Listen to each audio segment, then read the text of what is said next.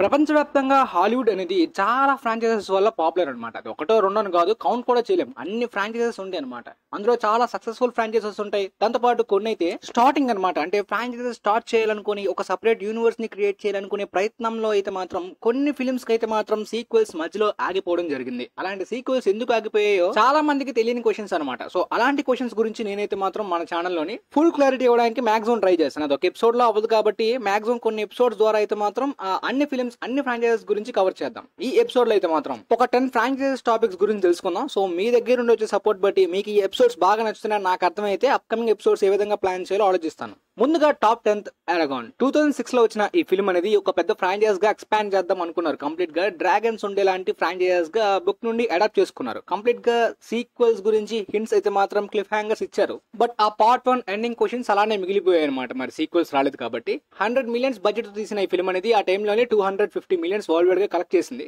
కాకపోతే ఫిల్మ్ కి విపరీతంగా నెగిటివ్ రివ్యూస్ వచ్చాయి. ముఖ్యంగా వరల్డ్ బిల్డింగ్ స్టోరీ టెల్లింగ్ అనేది అంతా కూడా ఒకేసారి మీద పడేసినట్టు అయిందనమాట. వరల్డ్ బిల్డింగ్ ఒక్కొక్కటి కూడా క్లియర్ గా వివరించకుండా ఒకేసారి అన్ని కూడా చూపించడం. సో చాలా వరకు అది మిస్టేక్స్ అనమాట. ఇలాంటి మిస్టేక్స్ బ్యాడ్ రెస్పాన్స్ వలన బాక్స్ ఆఫీస్ దగ్గర సేఫ్ అయిపోయినప్పటికీ మరి సీక్వెల్స్ అయితే ఫాక్స్ వాళ్ళు తీయలేదు, ఆపేశారు. ఆ తర్వాత మోర్టల్ ఇంజన్స్ 2018 లో నేనైతే మాత్రం కనీసం ట్రైలర్ కూడా చూడకుండా ఫిల్మ్ కి వెళ్ళాను. నార్మల్ గా టైం పాస్ గా అంత బ్యాడ్ గా అనిపించలేదు, కానీ మిస్టేక్స్ అయితే ఫిల్మ్ లో ఉన్నాయి. కాకపోతే అలా టైం పాస్ గా వెళ్ళిపోతుంది విజువల్స్ గానీ థియేటర్ ఎక్స్పీరియన్స్ గానీ. కాకపోతే ఆ కాన్సెప్ట్ కి కంప్లీట్ జస్టిఫికేషన్ ఫిల్మ్ లోని ఆ పొటెన్షియల్ ని యూజ్ చేసుకోలేదు అనే ఫీలింగ్ ఉంటుందన్నమాట. ఫర్ ఎగ్జాంపుల్ గా చెప్పాలంటే అప్కమింగ్ సీక్వెల్స్ ఫ్రాంచైజ్ గా ప్లాన్ చేసుకున్నారు.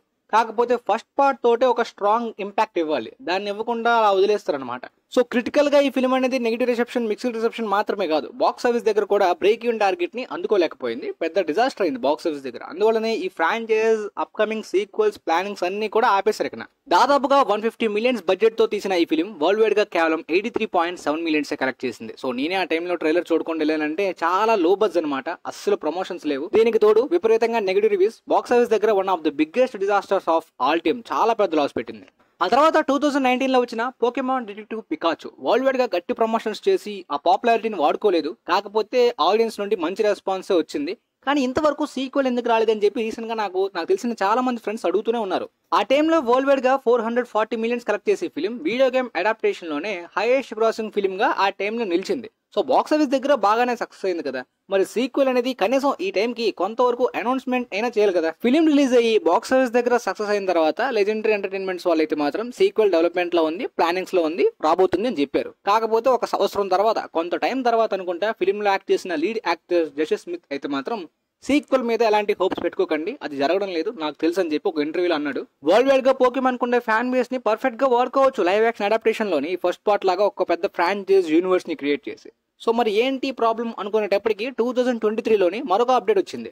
లాస్ట్ ఇయర్ మార్చ్ లోని జానథన్ క్రెసెల్ అనే ఒక డైరెక్టర్ ని సీక్వెల్ కోసం తీసుకున్నాం, డెవలప్మెంట్ లో ఉంది అనే అప్డేట్ అయితే మాత్రం వచ్చింది. అది మూవీ టీం నుండి వచ్చింది. కాకపోతే ఇప్పుడు సంవత్సరం అయిపోయినా సరే దాని గురించి ఎలాంటి అనౌన్స్మెంట్ లేదు, ఎలాంటి ఇన్ఫో కూడా లేదు. ఒకసారి రాదని చెప్పేసిన ఆ లీడ్ యాక్టర్ జషెస్ స్మిత్ కూడా తర్వాత వచ్చి మళ్ళీ వస్తుందా రాదనే దాని గురించి క్లారిటీ అయితే ఇవ్వలేదు. బట్ సంవత్సరం అయినప్పటికీ రైటర్ ని డైరెక్టర్ ని తీసుకున్నా ఎలాంటి స్క్రిప్ట్ ని రాశారా, అసలు తీస్తున్నారా తీయట్లేదు అనే డీటెయిల్ కూడా లేదు. బట్ ఒక రూమర్ అయితే ఉంది గైస్, సీక్వెల్ కి సంబంధించి వాళ్ళకి పర్ఫెక్ట్ స్క్రిప్ట్ డెవలప్మెంట్ అయితే ఐడియాస్ లేవంట. దాని గురించి ఆ ఐడియాస్ గురించే చాలా టైం తీసుకుంటున్నారంట. మరి ఏదో కొత్త రైటర్స్ అయినా మనం హైర్ చేసుకుంటే కొద్దిగా ఫాస్ట్ గా అవుతాయి పనులు. మరి చూద్దాం ఫ్యూచర్ లో అయినా వస్తుందా రాదా అనే దాని గురించి. ఇక ఆ తర్వాత టాప్ 7th ఫిలిం విషయానికి వస్తే గోల్డెన్ కాంపస్ 2007 లో వచ్చిన ఫిలిం ఇంటర్నేషనల్ గా కొన్ని కంట్రీస్ లో బాగా ఎంటర్టైన్ చేసింది. ఫ్యామిలీ తోటి, కిడ్స్ కి గానీ బాగా బాక్స్ ఆఫీస్ దగ్గర కూడా, అంటే ఇంటర్నేషనల్ కంట్రీస్ లో మాత్రమే. బట్ నార్త్ అమెరికాలోని బాక్స్ ఆఫీస్ దగ్గర ఈ ఫిలిం అనేది బాగా డిసప్పాయింట్మెంట్. అక్కడ ఉన్న వాళ్ళు ఇంటెన్షనల్ గానే రిజెక్ట్ చేశారు. చెప్పాలంటే ఒక స్మాల్ బాయ్కాట్ లాగా ఒక ఇష్యూ, కాంట్రవర్సీ అయితే జరిగింది. దానికి రీజన్ ఏంటంటే ఆ అడాప్టేషన్ అనేది అంత ఫెయిత్ఫుల్ గా లేదు. ముఖ్యంగా యాంటీ రిలీజియస్ థీమ్స్ ని కొద్దిగా డిస్టర్బ్ చేసేలాగా ఉంది ఆ నవల నుండి అని చెప్పి చాలా మంది ఫీల్ అయ్యారు. పెద్ద కాంట్రవర్సీ జరిగింది ఆ టైంలో. సో నార్త్ అమెరికా డొమెస్టిక్ గా చూసుకుంటే మాత్రం అక్కడ కొద్దిగా డిసప్పాయింట్మెంటే. ఇంటర్నేషనల్ గా బాగానే పర్ఫామ్ చేసింది. 180 మిలియన్స్ బడ్జెట్ తో తీసిన ఫిలిం వరల్డ్ వైడ్ గా 372 మిలియన్స్ వరకు కలెక్ట్ చేసి యావరేజ్ టు అబౌవ్ యావరేజ్ వరకు ఉంది. బట్ నార్త్ అమెరికాలోని ఫ్లాప్ గా, లాస్ గా ఉంది కాబట్టి దాంతోపాటు ఈ నెగిటివ్ రెస్పాన్స్ వలన ఆ ట్రయాలజీ ప్లానింగ్స్ అన్ని కూడా ఆగిపోయాయి. ఫిలిం ఎండింగ్ ఇచ్చిన క్లిఫ్ హ్యాంగర్స్ అన్ని కూడా. బట్ తర్వాత హిస్ డార్క్ మెటీరియల్స్ అని చెప్పి వెబ్ సిరీస్ అడాప్టేషన్ వచ్చింది. 3 సీజన్స్ వచ్చాయి. అవి ఫెయిత్ఫుల్ అడాప్టేషన్ గా మంచి అప్రిషియేషన్, చాలా మంది ఫ్యాన్స్ కి అందరికీ బాగా నచ్చింది. సో మీరు కూడా చూసే ఉంటారు హిస్ డార్క్ మెటీరియల్స్ అనే వెబ్ సిరీస్. ఆ తర్వాత 2017 లో వచ్చిన పవర్ రేంజర్స్ ఫిలిం అయితే మాత్రం అప్పట్లో ఒక రేంజ్ హైప్ ఉండేది నాకు. ఎలా అంటే ఆ టైంలో సూపర్ హీరో జానరాస్ కి, యూనివర్స్ కి మంచి హైప్ ఉంది. ఇది వస్తే ఖచ్చితంగా ఎవెంజర్స్ ని డామినేట్ చేసేలాంటి యూనివర్స్ అవుతుందేమో అనుకున్నాను. ఆ టైంలో ఒక పెద్ద యూనివర్స్ గా ఫ్రాంచైజ్ గానే ప్లాన్ చేసుకున్నారు ఈ రీబూట్ ఫిల్మ్ తో. మంచి టాలెంటెడ్ కాస్టింగ్ ని తీసుకున్నారు. స్టోరీ లైన్ కూడా పర్సనల్ గా నాకు బాగా నచ్చింది. కాకపోతే ఆ టోన్ కి సెట్ అయ్యేలాంటి ప్రెజెంటేషన్ అనేది ఫిల్మ్ లో కనిపించలేదు. సో దాంతో ఫిల్మ్ కి బాక్స్ ఆఫీస్ దగ్గర అయితే మాత్రం కనీసం బ్రేక్ ఈవెన్ అయిపోతుంది అనుకున్నాను. పెద్ద డిజాస్టర్ అయింది. దాదాపుగా 100 మిలియన్స్ బడ్జెట్ తీసిన ఫిల్మ్ అనేది ఆ విజువల్స్ గానీ కొన్ని సీన్స్ లో యాక్షన్ సీక్వెన్సెస్ అన్ని కూడా బానే ఉంటాయి. కానీ వరల్డ్ వైడ్ గా కేవలం 140 మిలియన్స్ కలెక్ట్ చేసింది. ఇప్పటికీ పోయిందే లేదు. ఆ యూనివర్స్ ని మళ్ళీ రీబూట్ చేసి మరొక ఛాన్స్ అయితే వాడుకోవాలి. ఎందుకంటే మంచి కాన్సెప్టే.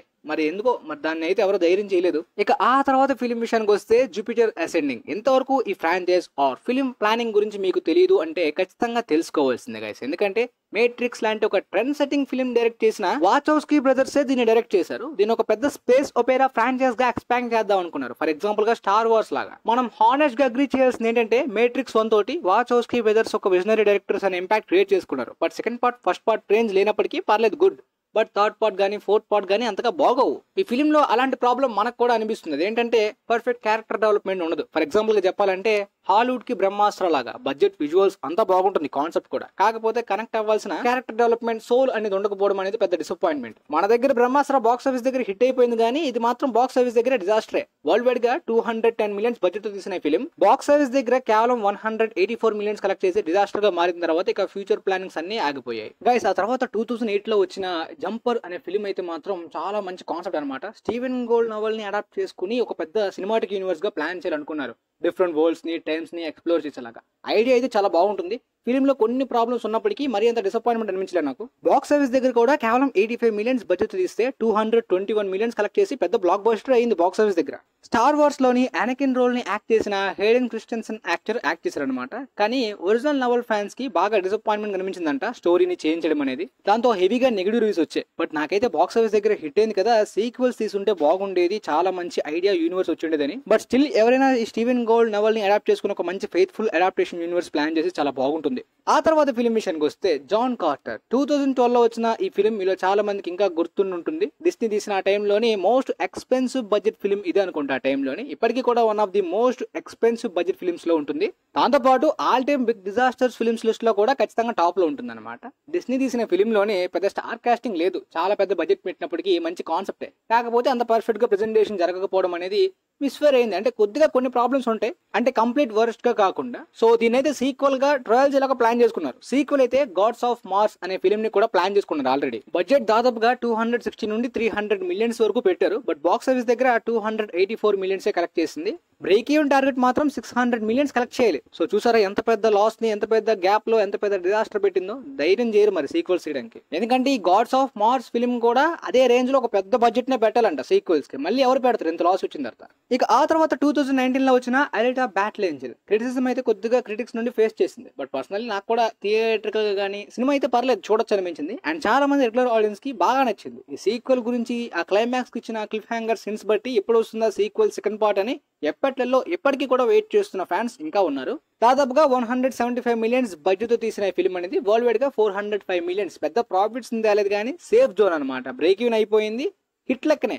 కాకపోతే ఇప్పుడు ఎప్పుడైతే ఫాక్స్ వాళ్ళు డిస్నీకి మొత్తం రైట్స్ అన్ని అమ్మేశారో ఎలిటా బ్యాటిల్ ఏంజెల్స్ రైట్స్ కూడా డిస్నీ దగ్గరికి వెళ్ళిపోయాయి. దీన్ని ఒక ఫ్రాంచైజ్ గా సీక్వెల్స్ అయితే మాత్రం డెవలప్మెంట్ లోనే ఉన్నాయి. కాకపోతే ఎప్పుడైతే డిస్నీ దగ్గరికి మొత్తం వెళ్ళిందో వాళ్ళైతే ముందుగా ఈ ఫాక్స్ నుండి వచ్చిన కంటెంట్ లోని ప్రాఫిటబుల్ వాటిని మాత్రమే సీక్వెల్స్ కంటిన్యూ చేద్దాం, రిమైనర్ పక్కన పెట్టేద్దాం అనుకున్నారు. ఆ ప్రాసెస్ లోనే ఎలిటా బ్యాటిల్ ఏంజెల్ అంత పెద్ద ప్రాఫిట్స్ ఏం తేలేదు, జస్ట్ సేఫ్ అయింది. సో దీన్ని ఎందుకు కంటిన్యూ చేయాలని చెప్పి డిస్నీ వాళ్ళు ఇంటెన్షనల్ గా పక్కన పెట్టేశారు. ఈ టాపిక్ నేను ఎప్పుడో హాలీవుడ్ అప్డేట్స్ లో ఒకసారి చెప్పా. బట్ ఆ వీడియో అప్పట్లో నా చిన్న ఛానల్ కాబట్టి మీరు అందరూ కూడా ఆ వీడియో చూసుంటారో లేదో. సో ఎనీవే గైస్, ఇప్పుడైతే మాత్రం మీకు కంప్లీట్ గా క్లారిటీ వచ్చింది కదా ఈ సీక్వెల్ ఎందుకు రావట్లేదు అనే దాని గురించి. ఆ తర్వాత షెర్లాక్ హోమ్స్ ఫిలిమ్స్ గురించి. ఫస్ట్ పార్ట్ సెకండ్ పార్ట్ కి అయితే మాత్రం పర్లేదు, బాక్స్ ఆఫీస్ దగ్గర బాగానే హిట్ అయ్యే, క్రిటికల్ గా కూడా పర్లేదు. బట్ సెకండ్ పార్ట్ వచ్చింది 2011 లోనే, ఆల్మోస్ట్ 13 ఇయర్స్ అయిపోయింది. 2013 లోనే సీక్వెల్ తీద్దామనే ఐడియా ఉంది. కాకపోతే దానికి పర్ఫెక్ట్ స్క్రీన్ ప్లే ఇంకా రాయలేదని చెప్పి సపోర్టింగ్ యాక్టర్ జూడ్ లా చెప్పారనమాట. కరెక్ట్ గా infinity war end game time లో ఈ ఫిలిం థర్డ్ పార్ట్ రాబోతుందని చెప్పి క్లారిటీ వచ్చింది. 2020 క్రిస్మస్ కి రిలీజ్ కాబోతుందనే అనౌన్స్మెంట్ కూడా వచ్చింది, రిలీజ్ డేట్. ఈ 2 పార్ట్స్ ని డైరెక్ట్ చేసిన డైరెక్టర్ గాయ్ రిచీ అయితే చాలా మంచి టాలెంటెడ్ డైరెక్టర్. ఇంగ్లాండ్ కి ఆయన ఒక టారెంటినో లాంటి వాడు. సో ఆయన అయితే మాత్రం ఎన్నో ఇయర్స్ వెయిట్ చేసిన తర్వాత చిరాకు వచ్చేసి తప్పుకున్నాడు డైరెక్టర్ నుండి. సో ఆ తర్వాత 2019 లోని రాకెట్ మ్యాన్ అనే ఫిల్మ్ తోటి మంచి క్రిటికల్ అప్రిషియేషన్ పొందిన డైరెక్టర్ డెక్స్టర్ ఫ్లెచర్ ని దీనికి డైరెక్టర్ గా తీసుకున్నారు అనమాట. మళ్ళీ ఆ తర్వాత హోల్డ్ లో పెట్టారు కోవిడ్ వలన. కాకపోతే బడ్జెట్ ని కొద్దిగా తగ్గిద్దాం అనుకున్నారు. గాయ రీచి అయితే ఫుల్ ఫ్రీడమ్ తో పెట్టుండే వాళ్ళు. కాకపోతే ఆ టైంలోని ఆర్డీజే డోలిట్లు పెద్ద బాక్స్ ఆఫీస్ డిజాస్టర్ అయిన తర్వాత కొద్దిగా బడ్జెట్ ని తగ్గిద్దాం, డైరెక్టర్ కూడా డెక్స్టర్ ఫ్లెచర్ అనే కొత్త డైరెక్టర్ కదా అనే అనుమానాలు క్రియేట్ అయ్యాయి. అంటే కమర్షియల్ గా తీయగలడా లేదని చెప్పి రీసెంట్ గా డెక్స్టర్ ఫ్లెచర్ డైరెక్టర్ ది గోస్టెడ్ అనే ఒక ఫిల్మ్ వచ్చింది. క్రిస్ ఎవెన్స్, అనా డి ఆర్మస్ యాక్ట్ చేశారు. అది అంతగా బాగోదు. ఎనీవే ఇది ఇప్పుడు విషయం గానీ అప్పట్లోని 2022 లోని దీని ఒక యూనివర్స్ గా మార్చబోతున్న అప్డేట్ కూడా వచ్చింది. ఈ యూనివర్స్ కి సెట్ అయ్యేలాగా HBO Max లోని 2 టీవీ షోస్ ని కూడా ప్లాన్ చేసుకున్నారు. తర్వాత అవి కూడా ఆగిపోయాయి అనమాట. ఎందుకంటే HBO Max అప్పట్లో కొద్దిగా ప్రాబ్లమ్స్ ని ఫేస్ చేస్తుంది. సో ఇప్పుడు ఓవరాల్ గా ఉన్న అప్డేట్ ఏంటంటే డైరెక్టర్ మీద కూడా కొద్దిగా నమ్మకం లేక ప్రొడక్షన్ బడ్జెట్ లోని భయంతో అండ్ ఆ స్క్రిప్ట్ కూడా ఎప్పటిదో ఓల్డ్ది, ఇప్పటికి ఒక అవుట్డేటెడ్ అయిపోయిందనే ఫీలింగ్ లో ఉన్నారంట. ఆ భయంతో ఇంతవరకు అయితే మాత్రం ముందుకు వెళ్లకుండా డెవలప్మెంట్ అలా ఆగిపోయింది మధ్యలోనే. పైగా డోలిట్ల వల్ల ఇంపాక్ట్ కూడా ఆ టైంలో ఆ భయాన్ని క్రియేట్ చేసింది. పైగా ఇప్పుడు ఆర్డీజే కొద్దిగా ఓల్డ్ అయిపోయారు, ఈ యాక్షన్ రోల్స్ కి పర్ఫెక్టా లేదా అనేది మాత్రం చాలా మందికి ఉన్న డౌట్. బట్ ఆర్డీజేకి అయితే మాత్రం థర్డ్ పార్ట్ చేయాలని ఉందంట. ఆయనకి మధ్యలో ఆపేద్దాం అనే ఫీలింగ్ ఏం లేదంట. బట్ నేను చెప్పాలనుకుంటుంది ఏంటంటే ఆల్మోస్ట్ హోల్డ్ అండ్ షెల్డ్ అనమాట. అంటే కంప్లీట్ గా క్యాన్సిల్ అయిపోయే సిచ్యువేషన్ ఉంది కాబట్టి సీక్వెల్ మీద ఎలాంటి హోప్స్ కూడా పెట్టుకోకండి. ఇంకా వెయిట్ చేయాలనుకుంటే అప్పటికి ఆర్డీజే గారు కుర్చీలో కూర్చున్న పొజిషన్ వచ్చేస్తుంది అనమాట. అంత ఏజ్ అయిన తర్వాత ఇక తీసినా యూజ్ ఉండదు. ఎనీవే హాలీవుడ్ ఫ్యాన్స్ కి ఈ వీడియో బాగా యూజ్ అయింది అనుకుంటున్నాను. ఇలానే క్యాన్సిల్ అయిపోయిన ఫ్రాంచైజెస్ సీక్వెల్స్ హాలీవుడ్ లో చాలా ఉన్నాయి. వాటి మీద తర్వాత ఎపిసోడ్స్ లో మాట్లాడుకుందాం. బట్ ఈ ఎపిసోడ్ కి మీరు కొద్దిగా లైక్ చేసి మీ ఫ్రెండ్స్ తో షేర్ చేసుకునే సపోర్ట్ బాగా కనిపిస్తే ఆ అప్కమింగ్ ఎపిసోడ్స్ ఎక్కువగా ప్లాన్ చేసుకుంటా. And thanks for watching guys.